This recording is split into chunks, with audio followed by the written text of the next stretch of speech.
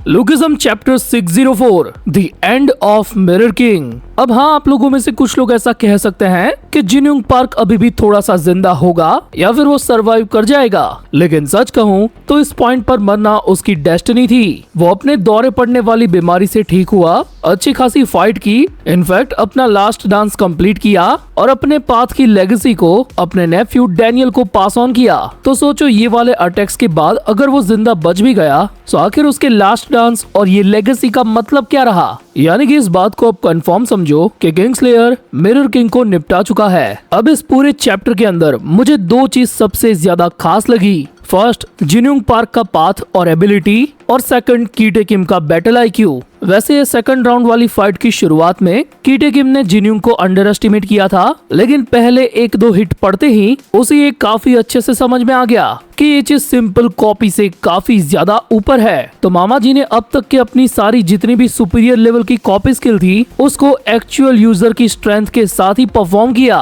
Example के तौर पर, अगर जिन्यूंग पार्क फाइट में प्राइम इलाइट का कोई मूव यूज करता है तो उस कॉपी मूव के अंदर प्राइम इलाइट के लेवल की ही स्ट्रेंथ और पावर होगी एंड वो अपोनेंट पर डैमेज भी उतना ही करेगा।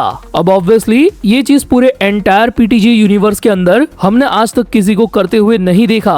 नो डाउट डैनियल पार्क की सेकंड बॉडी काफी अच्छे तरीके से कॉपी स्किल्स को यूज कर सकती है और इनकम्प्लीट मूव्स को भी एनालाइज करके परफेक्ट तरीके से पोर्ट्रे कर सकती है, लेकिन फिर भी जैसा हमने बुसान आर्क के अंदर देखा था तो जिनरैंग ने ये चीज क्लियरली मेंशन की थी कि डैनियल पार्क तो कॉपी करके किसी भी फाइटर्स के मूव्स को डुप्लीकेट कर सकता है, लेकिन एक्चुअल फाइटर के एसेंस को नहीं। तो उस अटैक को इमिट कर रहा है, ना कि एक्चुअल स्ट्रेंथ को, क्योंकि ये स्पेशल टेक्निक्स है जिनको एक सिंगल पर्सन अपने यूनिक टैलेंट से पाता है। सो ये पूरी चीज जिन्यूंग पार्क पर अप्लाई होती है। मिरर किंग के लास्ट डांस वाली जो भी ये कॉपी स्किल थी उसमें वो एक्चुअल फाइटर वाला एसेंस था, और ये ऐसे ही नहीं आ गया। Master is unique skill plus path, ये तीनों चीजें खुद से अचीव करने के बाद मामा जी इस लेवल पर पहुंचे थे, और पावर के उस पॉइंट तक आने तक देखो उसकी कितनी एज गुजर गई। यानी कि भाई के पास भर भर के एक्सपीरियंस था, और कुछ यही चीज हमें इस वाले चैप्टर में बताई गई है कि पाथ के जो ट्रेट्स होते हैं वो यूनिक होते हैं। इट्स ओनली बिल्ड थ्रू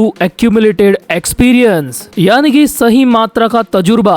तो हाँ, ये चीज फ्यूचर में डैनियल पार्क करेगा। लिटरली उसकी आंखों में हमें वो चिंगारी के साइज की फ्लेम दिख गई है, बिकॉज उसके पास यही एक ऑप्शन है। अब ये जो पूरी चीज मैंने आपको बताई वो कीटे किम बस 2-3 फटके में समझ गया, और सच में अब तक लुकिज्म के अंदर ऐसी चीज को बिना किसी कॉन्स के परफॉर्म करना लिटरली इम्पॉसिबल है। पहले तो कीटे किम को खुद को इस चीज पर भरोसा नहीं हुआ, लेकिन बंदे ने जल्दी से ये फिगर आउट भी कर लिया कि अंकल जिन्यूंग पार्क की बॉडी अंदर से डैमेज ले रही है, एंड दैट्स द रीजन कि इतनी खतरनाक कॉपी स्किल का यूज करने के बावजूद भी कीटे किम एकदम मजे में खेल रहा था। एंड ये देखकर सच में ऑडियंस में से काफी सारे लोग डिसअपॉइंट हुए हैं। पब्लिक का ओपिनियन बस यही है कि जितनी फाइट जिन्यूंग पार्क ने कीटे को दी ना, उससे कहीं ज्यादा धुलाई तो यूआई लिटिल डैनियल ने कर दी थी कीटे की। लेकिन मुझे भी समझ में ये नहीं आ रहा कि आखिर कीटे किम के पास ये कौन सी पावर है, या फिर वो सच में इंड्योरेंस का पावर हाउस है। बंदा जब से बैटलफील्ड के अंदर आया है तब से अब तक कई बार उसकी चेस्ट के और जबड़े के सेम पॉइंट पर कई सारे अटैक्स हुए हैं, लेकिन ना इसका स्टेमिना कम होता है और ना ही इसको दर्द डिस्को फील होता है। उल्टा सबसे खतरनाक अटैक पड़ने के बाद वो हंसता हंसता उठ जाता है, और इन्हीं सारी चीजों की वजह से अब जाकर फाइनली फैंस उसे गन पार्क का एक वर्दी अपोनेंट मान रहे हैं। देखने से भले ही वो हमें केयरलेस लगता है, लेकिन फाइट के दौरान उसका बैटल आईक्यू भी काफी कमाल का है। तो चलो अब थोड़ी सी बात कर लेते हैं हमारे डैनियल पार्क की,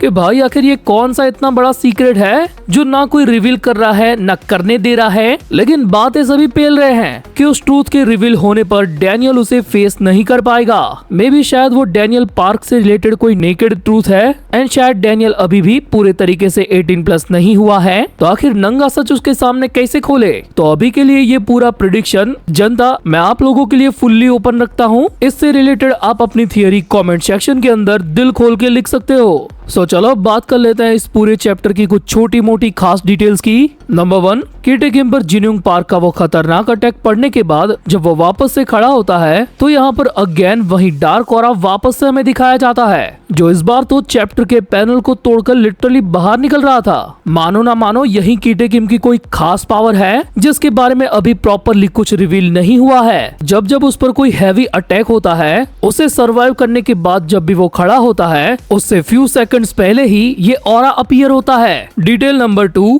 कि इस सिटी जैसे एरिया में जहाँ पर ये पूरी फाइट चल रही है वहाँ अचानक से ये जंगल कहाँ से आया जिसमें यूशोंग डैनियल और यूजिन को बचा के ले गया। वेल इससे लगभग 10 चैप्टर पहले 593 के अंदर जैसे यूजिन अपने हेडक्वार्टर्स की तरफ पहुंचने वाला होता है तब हमें इस वाले पैनल के अंदर दूर से वो पहाड़ और जंगल वगैरह दिखा दिया गया था।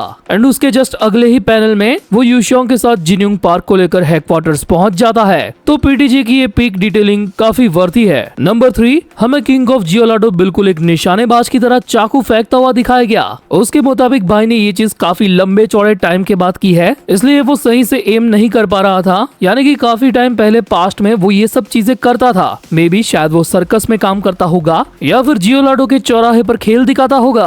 हो ना हो ये चीज उसके पास्ट में हमें श्योरली दिखाई जाएगी। डिटेल नंबर 3, बहुत सारे फैंस जेक किम के कैरेक्टर पर काफी ज्यादा गुस्सा है क्योंकि ना अभी तक वो गड्डी लेकर उस चर्च वाले स्पॉट पर पहुंचा और ना ही वर्कर्स के हेडक्वार्टर्स वाली बैटलफील्ड पर। But let me show you pick detailing guys, क्योंकि जेक किम तो साला वर्कर्स के हेडक्वार्टर्स के बंदों में ही मौजूद है।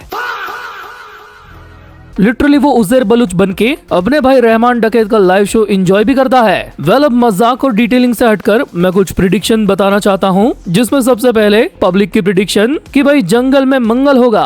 बोले तो यूशोंग की हेल्प करने कोई वहाँ पर आएगा। अब सवाल ये उठता है कि आखिर वो कौन होगा, जोहान शियोंग, एली जेंग या फिर अलाइड के मिसिंग मेंबर्स जो अब तक इसमें इन्वॉल्व नहीं हुए। वैसे अगर पिछले 1-2 साल से लुकिज्म की इस कहानी का पूरा पैटर्न देखा जाए तो जब भी कोई खास कैरेक्टर की डेथ होती है या फिर वो नियर टू डेथ होता है तो हमें उसके पास्ट के बारे में बताया जाता है। मे बी हमें जिन्यूंग पार्क के साथ ये होता हुआ दिखे और ना भी दिखे, क्योंकि इस आर्क से शुरू हुई पूरी भसड़ का 50% अभी उस चर्च के अंदर होना बाकी है जहां टॉम ली जेंटलमैन के सामने आ चुका है और मिस किम गायब है। तो अगर हमें नेक्स्ट चैप्टर से स्टोरी का वो वाला एंगल या पार्ट दिखाया जाता है तो शायद से जिन्यूंग पार्क के पास्ट वाली स्टोरी अभी कंटिन्यू नहीं होगी। लेकिन एक बात साफ है कि जेम्स ली और उसके अलायंस का पूरा क्रू, उनका प्लान बिना किसी रुकावट के एकदम परफेक्टली चल रहा है। अगर डैनियल पार्क को फिर से इस बिग वॉर के अंदर इन्वॉल्व होना है तो उसकी ओजी बॉडी को कहीं रिकवर करने के लिए आराम करना होगा,